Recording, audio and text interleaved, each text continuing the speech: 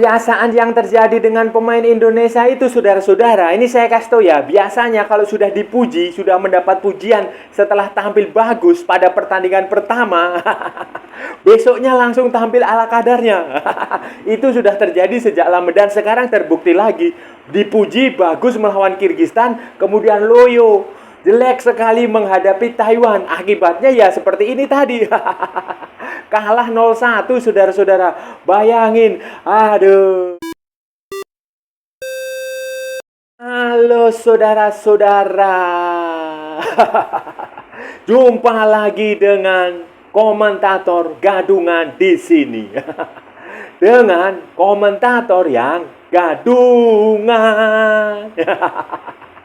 Seperti biasa, saudara-saudara, seperti biasa. Kalau kita sudah bertemu, pasti akan ada yang kita bicarakan. Baik yang bermanfaat maupun yang tidak bermanfaat. Baik yang berguna maupun yang tidak berguna. Baik yang menghibur maupun yang menyedihkan. Baik yang membosankan maupun yang bikin konyol. Pokoknya bebas, saudara-saudara. Bebas, bebas, bebas. Yang penting, sopan. Dan seperti biasa pula, saudara-saudara, seperti biasa pula, kita akan membahas, kita akan bicara, kita akan menganalisis tentang sepak bola di seputaran Asia Tenggara, di negara-negara tetangga, di negara-negara serumpun, di negara-negara jiran, di Indonesia, Malaysia, Thailand, Vietnam, Laos, Myanmar, Kamboja, Brunei Darussalam, Singapura, Filipina, Timor Leste, dan mana lagi ya? Dan sekitarnya. Untuk hari ini, saudara-saudara, untuk edisi kali ini, saudara-saudara, kita akan membahas tentang kekalahan tim nasional Indonesia dari Taiwan. Nah, pada pertandingan kedua Asian Games 2023 di Hangzhou. Sebenarnya namanya Asian Games 2022, saudara-saudara. Karena harusnya digelar tahun lalu. Nah, Indonesia kalah 0-1 setelah pada pertandingan pertama itu menang 2-0, tampil bagus dan mendapatkan banyak pujian dari seluruh lapisan masyarakat, supporter, pengamat, media, orang yang ngerti bola, orang yang nggak ngerti bola, semuanya memberikan pujian. Dan sekarang setelah kemarin mendapatkan pujian bertubi-tubi, sekarang para pemain itu justru tampil loyo, saudara-saudara. Tampil kurang bersemangat, tampil tidak bergairah, sering salah umpan, salah passing, kebanyakan bermain individualis, dan akibatnya kalah, saudara-saudara. Nah, ini akan seperti apa, saudara-saudara? Ini akan kita bahas, akan kita ulas, akan kita analisis, akan kita perbincangkan di edisi kali ini, saudara. Jadi begini, saudara-saudara, jadi begini, pada hari Kamis sore, kira-kira pukul berapa ya? 15.00 waktu Indonesia Barat. Nah, jam 3 sore lah, jam 3 sore Indonesia menghadapi pertandingan kedua di grup F. Pertandingan cabang sepak bola Asian Games 2022 di Hangzhou. Indonesia menghadapi lawan yang di atas kertas sebenarnya bisa dikalahkan dengan mudah, bahkan dengan skor yang cukup mencolok. Ini adalah pertandingan kedua Indonesia setelah pada pertandingan sebelumnya pada beberapa hari lalu berhasil mengalahkan Kirgistan 2-0 melalui gol yang cantik dari Ramai Rumakik, melalui meliuk-liuk dari sekitaran di luar kotak penalti Kirgistan, dan gol counter attack cerdik dari Hugo Samir di menit ke-90 plus 2 atau plus 4 ya, pokoknya di additional time lah, di injury time. Dengan kemenangan atas Kirgistan itu, Indonesia sebenarnya sangat percaya diri, saudara-saudara. Sangat percaya diri menghadapi pertandingan melawan Taiwan. Semua orang, supporter, pengamat, media, orang yang ngerti bola, orang yang nggak ngerti bola, orang yang baru ngerti bola tadi pagi. Semuanya memprediksi, semuanya memperkirakan Indonesia akan menang mudah. Bahkan mereka yakin skor minimal 3-0, 4-0 itu bisa tercipta di pertandingan melawan Taiwan. Ya, karena parameternya jelas, saudara-saudara. Parameternya adalah hasil pertandingan waktu kualifikasi Piala Asia U23 beberapa waktu lalu yang kita main di Solo. Waktu itu dengan kekuatan penuh, dengan pemain-pemain abroad, dengan pemain-pemain dari keturunan, pemain-pemain yang berbasis di luar negeri, pemain-pemain yang matang, jam terbang di level senior. Indonesia tampil luar biasa ketika itu untuk mengalahkan Taiwan 9-0, saudara-saudara. Jadi itu membuat semua orang optimistis. Bahkan saya rasa pemain, pelatih, Staf ofisial semua, PSSI semua sangat yakin Indonesia akan menang mudah melawan Thailand. Tapi saudara-saudara, prediksi, ramalan, harapan, keinginan orang-orang Indonesia untuk melihat Garuda Muda menang melawan Taiwan sekaligus lolos ke babak 16 besar Asian Games ini ternyata tidak terwujud, saudara-saudara. Tidak terwujud. Mereka lupa bahwa sepak bola itu bukan matematika, bahwa bola itu bulat. Bulat apa bundar ya? Bulat, saudara-saudara, bulat. Kalau bundar itu topi saya bundar. Itu mereka lupa bahwa impossible is nothing. Sepak bola itu bukan sesuatu yang bisa diramal hasilnya dengan pasti. Sudah ada banyak insiden, sudah ada banyak kejadian, sudah ada banyak tragedi ketika tim-tim yang dianggap besar dan bisa memenangkan pertandingan dengan mudah itu akan kalah. Di Piala Dunia itu sudah banyak cerita, di liga-liga Eropa sana sudah banyak cerita, di Liga Champion Asia juga sudah banyak cerita, di regional Asia Tenggara juga sudah banyak cerita, di Asia, Konfederasi Sepak Bola Asia, baik level negara maupun level klub itu juga sudah banyak cerita. FIFA Matchday juga sudah banyak cerita. Dan sekarang, sekarang hal itu menimpa tim nasional Indonesia di Asian Games, menimpa tim asuhan Indra Syafri, menimpa para pemain Indonesia yang terlihat memang sangat percaya diri, sangat yakin akan menang mudah, sangat overconfidence menurut saya. Mereka sudah melihat, membayangkan bahwa Indonesia akan lolos ke babak 16 besar Asian Games dengan mudah, dengan kemenangan 2, 3, 4, 5, 6 gol. Dan ternyata ramalan itu tidak terbukti karena Taiwan justru tampil sangat disiplin dalam bertahan. Mereka benar-benar belajar dari kekalahan di Solo. Mereka tidak lagi berani meladeni permainan cepat Indonesia. Mereka lebih banyak bertahan, menutup ruang, istilahnya parkir bas lah. Parkir bas sesekali juga melakukan serangan, sesekali membangun serangan. Dan hasilnya terbukti di babak kedua menit ke-47 atau menit keberapa ya. Itu sebuah gol dari pemain Taiwan. Siapa itu namanya? Chin siapa gitu. Itu membuat Indonesia kalah 0-1, saudara-saudara. Saudara-saudara, sejak awal hasil minor Indonesia ini sudah bisa dibaca ketika kick off. Bahkan sebelum kick off, ketika starting line up-nya diturunkan.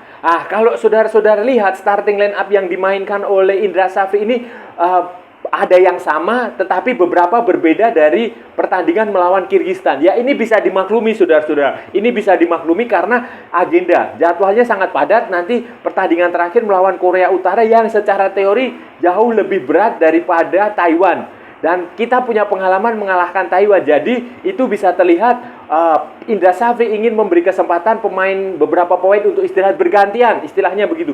Bergantian supaya mereka bisa memulihkan diri, supaya kondisi fisiknya tetap terjaga. Karena kan memang tim ini juga datang dalam kondisi yang serba tidak ideal. Terburu-buru, materinya terbatas. Skuadnya bukan skuad ideal lah, bukan skuad terbaik yang seharusnya tampil itu. Di starting line up melawan Taiwan ini, saudara-saudara, posisi Hernando Ari Sutariadi digantikan oleh Muhammad Adi Satrio. Itu pertama. Kemudian Alfeandra Dewangga menggantikan Andi Setio Nugroho. Kemudian di kanan itu Bagas Kava menggantikan Robi Darwis. Sementara di tengah itu si Ananda Raihan itu menggantikan Taufani Muslihudin. Sementara di depan Ramai Rumakik, Egy Maulana Fikri sama Titan Agung tetap bermain.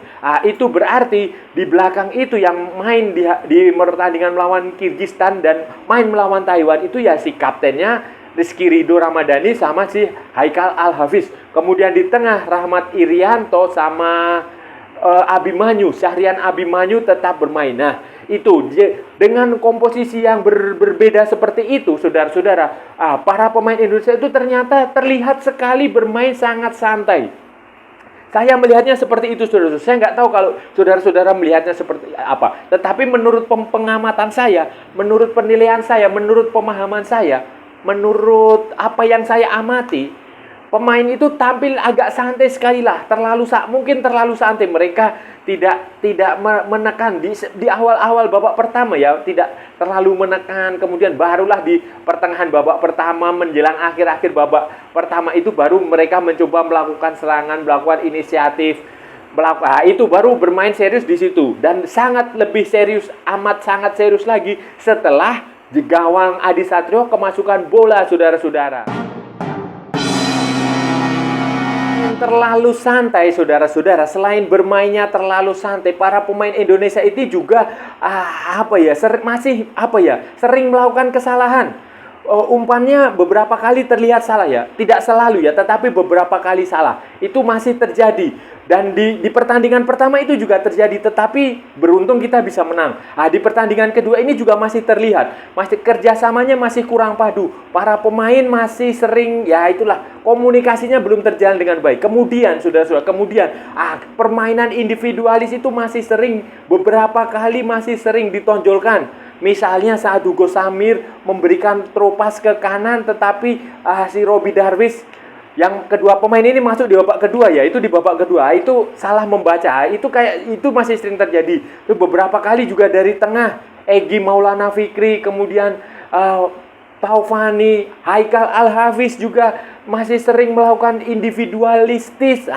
Itu masih sering terjadi, saudara-saudara, masih sering terjadi. Dan pemain juga kurang berani melakukan percobaan tendangan dari luar kotak penalti. Hanya tercatat beberapa kali saja yang sempat dilakukan, misalnya tendangan Rizky Ridho yang sempat diblok oleh kipernya Taiwan dan bola mantul, tetapi kemudian berhasil di clearance, disapu bersih. Itu adalah contoh. Itu menurut saya kurang sering. Dan memang yang paling parah adalah itu tadi, individualistis. Pemain itu masih sering menggiring bola, masih mendribble bola, terlalu lama mendribble bola, bahkan di area pertahanan sendiri, bahkan di area tengah. Itu kan nggak perlu, kalau di area tengah, di area pertahanan sendiri itu nggak perlu mendribble bola. Sebenarnya itu cukup diumpan. Kalau mau dribble bola, meliuk-liuk, itu ya di area kotak penalti, di luar kotak penalti. Pertahanan Taiwan bermanuver di situ, bergerak satu ke kanan, satu ke kiri untuk memancing pemain Thailand untuk menipu, untuk mengelabui supaya mereka keluar, supaya mereka terkecoh, baru melepaskan tembakan atau melepaskan. Itu yang seharusnya terjadi. Tetapi yang dilakukan para pemain pada pertandingan melawan Taiwan itu tidak seperti itu, dan ya memang itu mengakibatkan Indonesia gagal mencetak gol balasan. Gagal menyamakan skor, dan ya otomatis harus menanggung kekalahan 0-1 yang sebenarnya menurut saya bisa dihindari kalau pemain tampil lebih disiplin, lebih serius, tidak terlalu meremehkan. Kepada pemain, saudara-saudara, kritik saya sedikit saya berikan kepada Indra Safri. Kepada Indra Safri yang saya nggak tahu ya, apakah dia sedang kurang enak badan atau sedang banyak pikiran. Di pertandingan melawan Taiwan ini, taktik dan strategi dia itu, variasinya itu tidak berjalan dengan baik. Tidak berjalan dengan baik. Saya nggak tahu kenapa. Biasanya ini, saudara-saudara, kalau kita melihat Indra Safri itu ketika ya sebenarnya hampir mirip dengan Sintayong lah, walaupun levelnya memang jauh. Biasanya itu kalau Indra Safri itu, kita contoh aja waktu SEA Games ya. Ketika ada taktik dia yang tidak berjalan, dia akan mengubah taktik, menginstruksikan pemain untuk menekan lebih dalam, khususnya dari flank, dari sayap. Tetapi yang terlihat pada pertandingan melawan Taiwan itu, ya saya rasa dia ada instruksi, tetapi instruksi itu entah kenapa tidak bisa dijalankan oleh pemain dengan baik. Apakah penyampaiannya yang kurang bagus atau pemain itu yang bandel? Saya tidak tahu, tapi faktanya Indra Safri seperti tidak bisa membaca taktiknya Taiwan. Indra Safri juga seperti kesulitan untuk melancarkan kontra taktik, untuk membuat pemain Taiwan itu keluar dari pertahanan dia, untuk membuat pemain Thailand itu lengah, untuk membuat pemain Taiwan itu terpancing sebelum akhirnya Indonesia masuk melancarkan serangan, menusuk, dan membuat pertahanan Taiwan kocar-kacir. Yang terjadi adalah seperti taktik Indra Safri itu kesulitan untuk membongkar rapatnya pertahanan Taiwan. Kalau kita mau jujur, memang pemain-pemain Taiwan ini sangat disiplin. Mereka bermain defensif sangat rapi. Mereka berusaha untuk tidak melakukan kesalahan. Tampaknya mereka benar-benar belajar dari pertandingan di Solo. Mereka juga mampu memanfaatkan beberapa skema bola mati, baik dari sepakan bebas maupun tendangan sudut dengan sangat bagus, saudara. Jadi ini apa? Ini catatan saya untuk Indra Sapri yang seharusnya, yang mungkin saja, dan saya yakin pasti akan diperbaiki nanti pertandingan terakhir melawan Korea Utara. Hasil ini, saudara-saudara, dengan hasil ini peluang Indonesia untuk lolos ke babak 16 besar itu masih tetap ada. Masih ada pertandingan terakhir yang segala kemungkinannya bisa terjadi. Apalagi di Asian Games kali ini tuh ada banyak tim yang ada 2 tim yang sudah mundur. Terus ada grup yang berisi 3 negara, ada grup yang berisi 4 negara. Jadi rumit lah ini apa ya, kompetisinya memang aneh karena ya memang tidak digelar di kalender FIFA, karena banyak tim yang tidak bisa ngirim kekuatan utama, ada banyak pemain yang tidak diizinkan tampil, sehingga ya compang. Dan di peraturan kompetisinya kan disebutkan bahwa juara dan runner up grup itu otomatis lolos ke babak 16 besar bersama dengan 4 runner up terbaik. Jadi kalau grupnya ada 6, grupnya ada 6 dan kemudian ada satu grup yang hanya berisi dua tim, berarti kan hanya akan ada berapa ya? Kemungkinan masih bisa lolos lah, intinya kayak gitu. Jadi itu ada grup yang isinya cuma 2, ada grup yang isinya 3, kayak gitu. Jadi kemungkinan untuk lolos itu masih ada, asalkan Indonesia tidak dikalahkan Korea Utara di pertandingan terakhir dengan skor yang 2-0, 3-0, 4-0, 5-0 atau berapapun. Tetapi kalau Indonesia bermain imbang atau menang, ya otomatis kemungkinan terbesar bisa lolos. Tetapi kalau kalah, sekali lagi, kalau kalah, saudara-saudara, nasib Indonesia akan ditentukan dengan grup lain. Grup lain ya kita nggak tahu. Kita nggak tahu grup lain akan seperti apa, karena mereka semua juga akan berusaha lolos. Karena begini, di Asian Games ini, turnamen yang sebenarnya itu baru dimulai nanti ketika babak 16 besar, di fase knockout. Ini berbeda dengan Piala Dunia atau Liga Champion lah.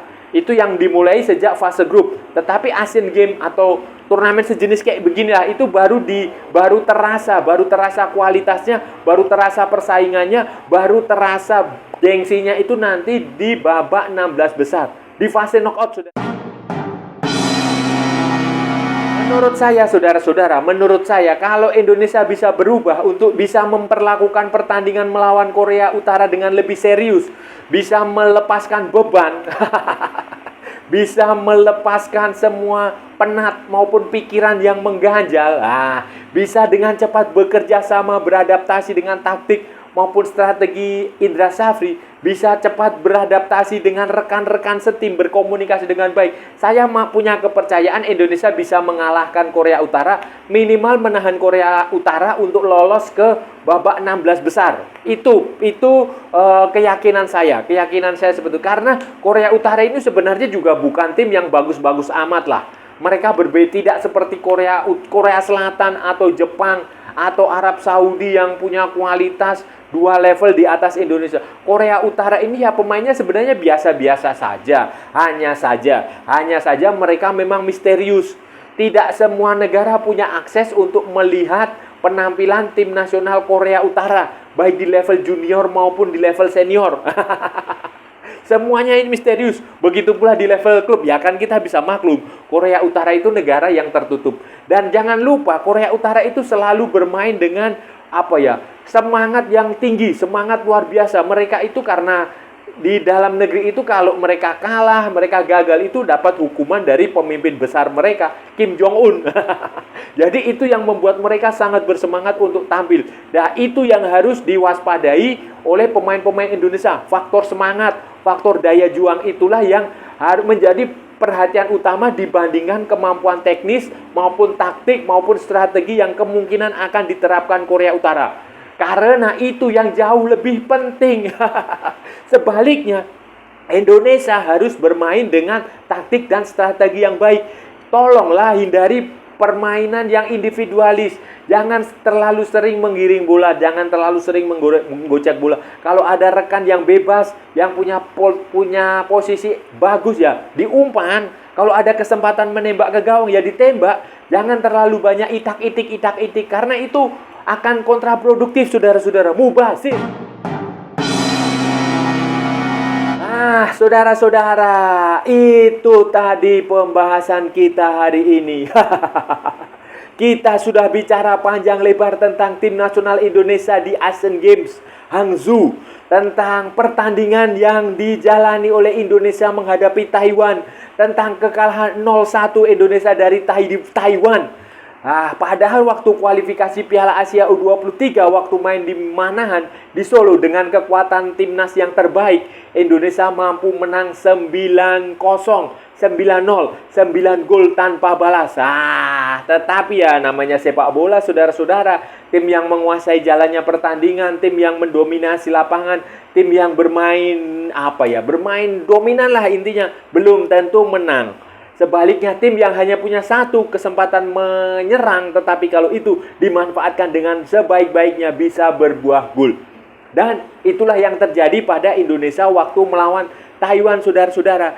Dengan kekalahan ini berarti pertandingan penentuan nanti melawan Korea Utara itu hari Minggu kalau nggak salah, tanggal 24 September 2022 itu akan menjadi sangat penting sekali, saudara-saudara. Menang itu Indonesia akan lolos. Tetapi kalau imbang atau kalah itu akan tergantung dari hasil di pertandingan di grup lain. Karena nanti juara dan runner-up grup otomatis lolos ke babak 16 besar. Plus 4 peringkat 3 terbaik, saudara-saudara. Jadi ya ini... Kekalahan dari Taiwan harus ditanggung nanti di pertandingan terakhir. Itu, saudara-saudara. Dan saya rasa sudah cukup ya, saudara-saudara ya.